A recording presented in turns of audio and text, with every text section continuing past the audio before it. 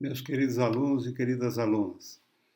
Vamos trabalhar com vocês essa questão em medicina legal do crime de infanticídio. O crime de infanticídio, como reza o Código Penal no seu artigo 123, diz lá: matar sob influência do estado puerperal o próprio filho durante o parto ou logo após. A detenção de 2 a 6 anos. Então, o crime de infanticídio, ele trabalha essa questão do estado puerperal. Aí seria interessante lembrar para vocês que vem a ser puerpério. Puerpério é o período que vai logo após o parto até a volta do útero às condições pré-gravídicas. Então, o puerpério tem essa conotação de trabalhar essa questão desse período. Esse período vai de 8 dias a 8 semanas. Então, esse puerpério tem essa conotação diferente de estado puerperal. O estado puerperal seria um estado confusional, em que a mãe mata o bebê sem que ela perceba esse fato. Tem um estado confusional psíquico, em que acontece esse fato. Então, crime próprio de mãe. O nosso Código Penal é de 1940, na época do Getúlio Vargas. Getúlio Vargas tem uma visão importada do Mussolini, da Carta do Lavoura, influenciou em 1943 a CLT no Brasil, mas também o Código Penal de 1940 e o Código de Processo Penal de 1941. Então, esta ideia sempre acompanha essa diferenciação. O que é puerpério, o que é estado puerperal. Lembrem que é muito importante na questão da vida os aspectos da bioética. A bioética foi inventada pelo Potter, que escreveu um livro em 1971, Uma Ponte para o Futuro, Bioethics, A Bridge to the Future. O Potter, Van Rensselaer Potter, ele trabalhava como oncologista na Universidade de Madison, lá no Wisconsin, nos Estados Unidos. Se aposenta com 70 anos e logo em seguida, no ano seguinte, lá ele escreve um livro, Bioethics, A Bridge to the Future. Então, uma ponte para o futuro. Nós temos aqui no Ateneu Pontifício Regina Apostolone, em Roma, uma faculdade de bioética que trabalha essas questões relacionadas com a vida. Porque nos interessa saber quando começa a vida. Perguntando uma vez, um aluno disse: a vida começa aos 40. Mas Santo Tomás de Aquino dizia: a vida começa aos 40 anos.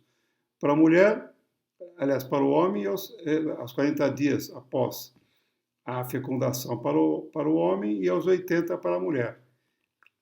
Uma visão de Santo Tomás de Aquino, do século XIII, não tem uma conotação da importância que vemos hoje da fecundação, né, na ideia de que como é que seria isto, né, da fecundação. Lembra também que o nascimento, a maioria das pessoas hoje nasce de parto por cesariana. Acho que se perguntarmos aí, a maioria é cesariana, diria 60% a 70%. Raramente nasce de parto normal. Então, seria interessante repensar essa questão da fecundação. Como é que seria essa questão da fecundação? Quando o óvulo encontra o espermatozoide e a partir daí começaria a vida. Quando começa a vida é um dos mistérios ainda. Alguns falam que a vida só começa quando a implantação do óvulo e o espermatozoide fecundado no útero materno. Então é uma ideia diversa do que da fecundação e da percepção da própria vida. Lembra que a incidência muito grande de cesariana se deve também à questão da falta do obstetra estar próximo do paciente. Obstetrícia é uma área, vem de obstare, estar junto, estar perto. Então é fundamental a presença do obstetra junto com a parturiente, para dar conforto, para que ela possa ser acolhida.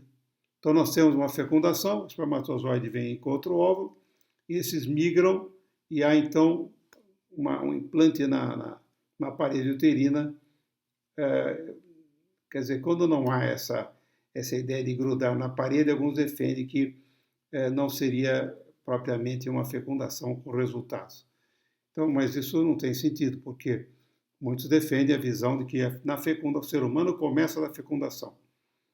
Então, essa ideia de que concepção vem de conceito, né? Maria foi concebida e ela tem um conceito na sua mente do filho que vai nascer. Fica imaginando como é que seria o bebê, como é que seria o rosto do bebê. Então, essa ideia faz parte também de uma nós fazemos um conceito, concepção vem de conceito. Daí Maria é concebida. Lembra que o anjo Gabriel avisa Maria que ela vai ser mãe de Jesus e ela fala, mas não estou preparada, eu não perguntei, diz o anjo Gabriel. Vai ser e acabou, quase uma imposição. Então há um conceito de como vai ser o bebê, né, dentro do seu abdômen. Então é lindíssimo esse momento na vida da mulher. É a primavera da mulher, é o momento de gestação de uma criança. O Napoleão Bonaparte não teve herdeiros, mas depois ele casa novamente, ele abandona a Josefina, que já tinha 2 filhos e era mais idosa do que a mulher que ele vai casar novamente, e então nasce o rei de Roma. Mas a criança não nascia. Na hora do parto, a Madame La Chapelle, lá em Paris, o bebê nasceu com parto pélvico. Nós sabemos que a importância do parto cefálico, né? Por isso que o obstetra toca com os 2 dedos para sentir se são os pezinhos da criança ou a cabeça, e vai determinar se o parto é cefálico ou pélvico. Ele nota que a Madame La Chapelle toca e vê que os pezinhos da criança estão no colo uterino. E aí chama, ele dá uma dilatação, chama o Napoleão na sala de parto e fala, Napoleão, o que fazer agora? Seu filho está com um parto difícil, não está nascendo. O que fazer? Ele diz para Madame La Chapelle, faça como se fosse qualquer mulher da França. Claro que a ideia é essa ideia de ser realmente alguém que vai fazer o que tem que ser feito. E a criança nasce de parto pélvico. Não havia fórceps na cabeça derradeira naquela época, mas o rei da França, o rei de Roma, que vai morrer depois com 10 anos no castelo de Schönbrunn, lá em Viena. Então, o obstetra está ao lado da parturiente, fica próximo à parturiente, sabemos da importância do parto, né, da presença do parto. Então, o crime de infanticídio é matar sob influência do estado puerperal. E lembrar que puerpério é de 8 dias a 8 semanas após o parto, até a volta do útero às condições pré-gravídicas. Então, após 8 dias do parto, pode acontecer de a mulher engravidar novamente. Por isso que a gente espera um tempo, 40 dias aí, para poder assim, né, ter relação que pode nascer novamente o nenê. Então, outro artigo importante do Código Civil, o Código Civil no Brasil retardou muito, foi de 1916. Napoleão Bonaparte faz o Código Civil Napoleônico em 1804, na França. O Napoleão foi o grande codificador. Mas no Brasil, somente 112 anos depois, 1916, quando Rui Barbosa com Clóvis Bevilacqua transcrevem o Código Napoleônico. Rui falava bem e lia bem francês, traduz o Código em 1916. Então veja, 416 anos após a criação do Brasil, nós tivemos a primeira lei propriamente dita brasileira, Código Civil de 1916, Rui Barbosa e Clóvis Bevilacqua, que no seu artigo 2º diz lá que a personalidade civil da pessoa começa do nascimento com vida, mas a lei põe a salvo desde a concepção os direitos do nascituro. Por isso essa questão da concepção, quando nós ficamos nessa dúvida, o que vem a ser, quando acontece realmente a fecundação, quando o espermatozoide encontra o óvulo, até uma pergunta se o espermatozoide tem vida ou é vida. Alguns questionam, alguns religiosos dizem que a vida ela está sempre presente. Na mente de Deus existe sempre, não há morte. Nós nascemos, estamos sempre presentes. Quer dizer, não há vida nem nascimento nem morte. O ser humano já foi projetado por Deus. É uma concepção teológica da vida. Mas eu gosto de pensar na questão da concepção, quando o espermatozoide fecunda o óvulo e aí gera o bebê. Então, é interessante essa ideia do Código Civil, no seu artigo 2º, defendendo os direitos do nascituro. Já o artigo 74 do Código de Processo Penal trabalha a competência para julgamento no tribunal dessa inflação. O artigo 123 vai para o tribunal do júri. Agora imagine uma criança de 12 anos que foi violentada pelo pai, pelo avô, por um parente, gera um bebê que ela não quer gerar e que essa criança mate o seu filho para esconder a vergonha da sua própria gestação, uma gravidez indesejada.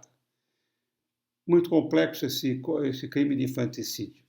Mas a importância de sabermos do crime de infanticídio é justamente essa questão da condenação que havia na Idade Média. As mulheres que cometiam aborto eram jogadas de pontes ou de precipitações ou de locais altos. Muitas eram empaladas, havia um tratamento complexo, mas imagine uma criança. Por isso que a bioética é fundamental. A bioética trabalha o princípio da beneficência, princípio da não maleficência, princípio da autonomia e princípio da justiça, englobados pelo critério alteridade. Então, ver sempre o princípio hipocrático de benefare, fazer o bem, não fazer o mal, respeitar a autonomia da pessoa. A autonomia não é autossuficiência, nós temos autonomia, não somos autossuficientes, e também da justiça. É justo impedir a vida?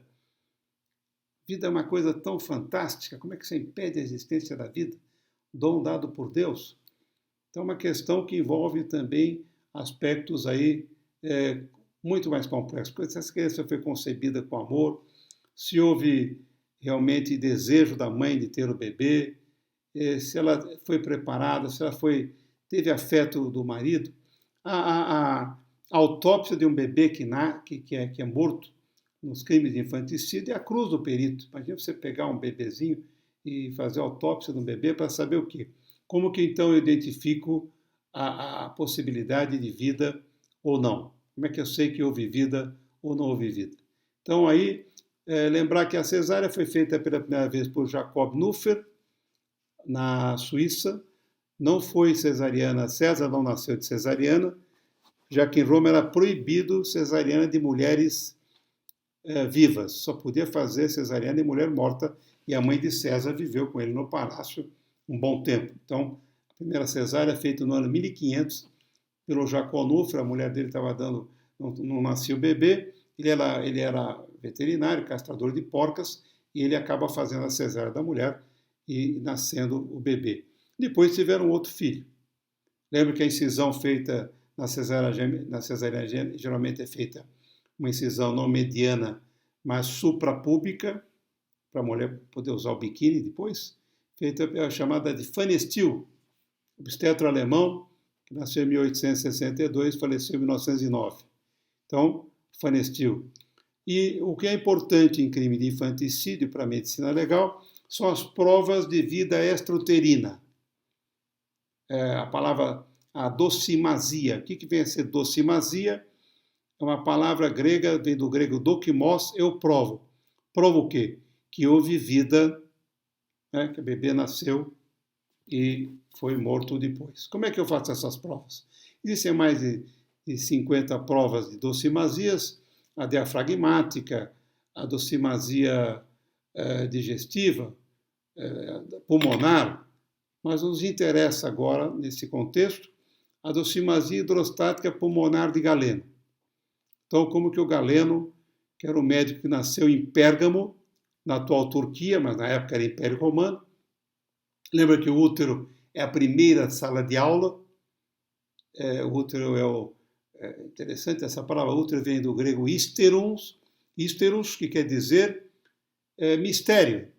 O útero é um mistério, realmente. Vocês veem na anatomia, aquele aspecto parece uma pera invertida, né? Mas é o órgão que mais cresce no corpo humano.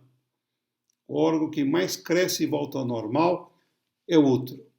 Então, veja, como é que eu sei as provas do crime de infanticídio? Como é que sei? Através da docimasia hidrostática pulmonar de Galeno.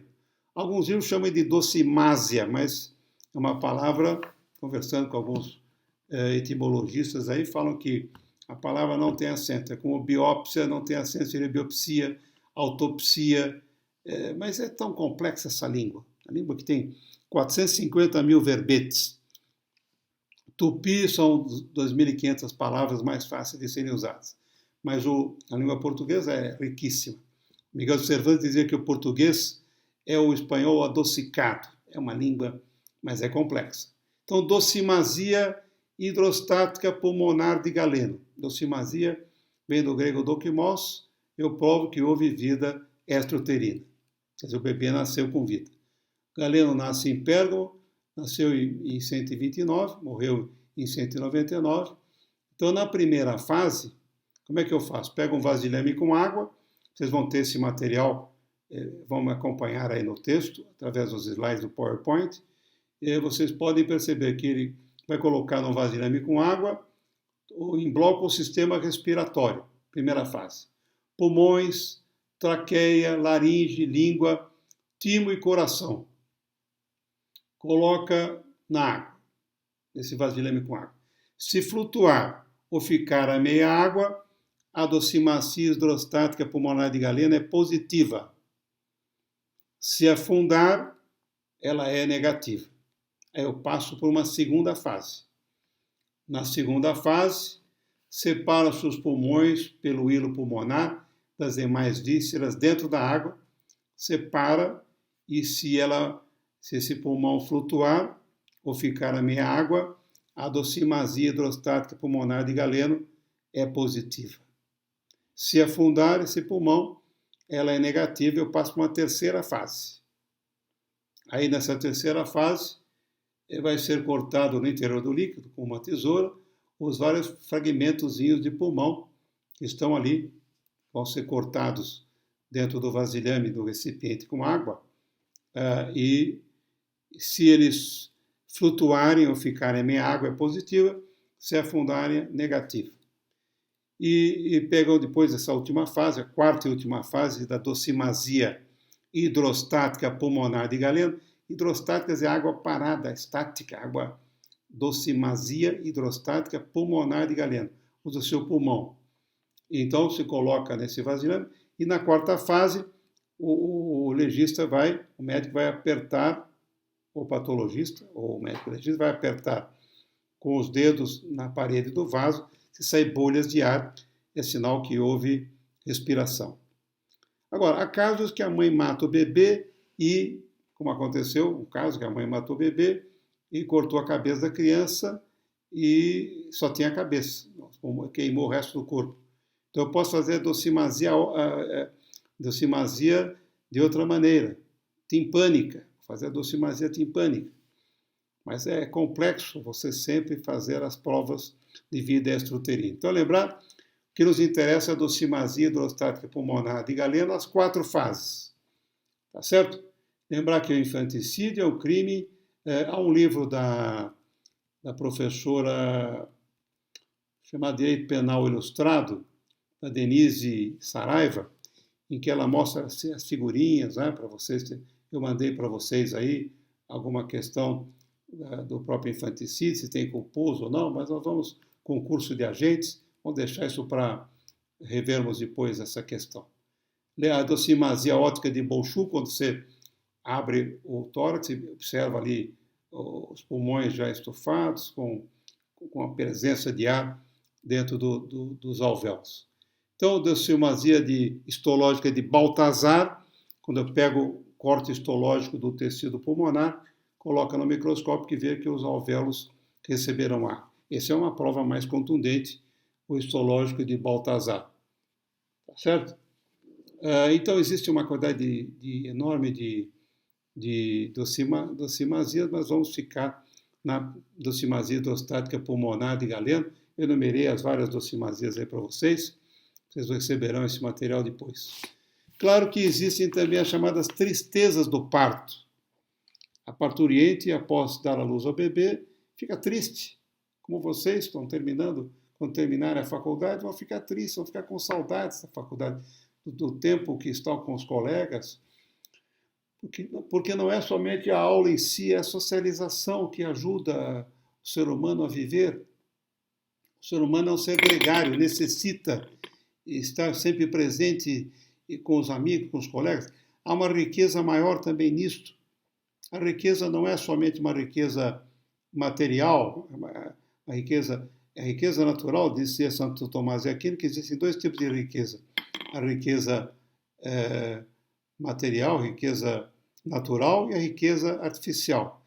A riqueza natural, você não consegue, ela não é infinita. Você não consegue comer, você come um prato de comida, mas você não consegue comer 10 pratos de comida, você sente que vai estourar. Enquanto que as riquezas artificiais, o homem nunca se satisfaz. Veja quantas coisas a pessoa compra um sapato, você tem 2 sapatos, 100 sapatos, 500 sapatos e não está satisfeito. Então, a riqueza natural é a riqueza que satisfaz o homem, já que há 4 possibilidades de enriquecer. Quais são as possibilidades, pessoal? Primeira, nascer rico. Segunda, casar rico. Terceiro, ganhar na loteria. E quarto, ser aluno da Pontifícia Universidade Católica de Campinas. Claro que há um enriquecimento cultural, enriquecimento dos colegas também, que nós partilhamos na nossa vida. Então, perguntar se a parturiente teve as tristezas do parto. Se o parto correu de forma angustiante ou dolorosa. Se a parturiente tratou de esconder o cadáver do bebê, quando matou o bebê. Houve o caso que lá no canal de parto, então o legislador já quis ter a ideia que mata o bebê imediatamente após o parto. Quer dizer, durante o parto. E a moça já com a tesoura cortava o bebê durante o nascimento. Se ela lembra ou não do ocorrido. Se a mulher tem antecedentes, algum componente psicológico que levou a fazer isso, se há vestígios de alguma perturbação mental, se esse fato já aconteceu antes. Então, sempre é importante esse contato humanizado, que é fundamental para entendermos o crime de infanticídio. Claro que sabemos que quando tem uma pessoa doente na família, isso afeta todo mundo. Uma pessoa perturbada no ambiente de trabalho perturba todo mundo. Uma pessoa perturbada ao seu redor perturba você também. Então, esses crimes são sempre crimes complexos, por isso a importância de estar juntos sempre. Então, lembrar dessa ideia do parto, da parturiente ser acompanhada pelo médico que tenha uma experimentação afetiva, emocional com a paciente, tá certo? Então eu gostaria que vocês lembrassem bem desses quatro tipos das fases da docimasia hidrostática de Galeno. Primeira fase que eu coloco na água: pulmões, coração, traqueia, brônquios, coração. Se flutuar ou ficar a meia água, essa prova é positiva. Se afundar, pego somente os pulmões separados do hilo, e se o pulmão flutuar, a docimasia hidrostática pulmonar de Galeno é positiva na segunda fase. Se afundar, eu com a tesoura corto os pedacinhos dos pulmões ali, na água mesmo. Se elas flutuarem, a docimasia hidrostática pulmonar de Galeno é positiva. Se afundar, é negativa. E a quarta fase, vou apertar com a mão o resto do pulmão contra a parede do vaso. Se for positiva, se sair ar, é sinal que a docimasia hidrostática pulmonar de Galeno é positiva. Claro que a vida sempre é o bem maior. É a fonte primordial, preservar sempre a vida. Está bem? Então, com isso nós encerramos aí nossa conversa sobre docimasia hidrostática pulmonar de Galeno e o crime de infanticídio. Tá bem? Então, boa caminhada para vocês. Nos veremos em breve.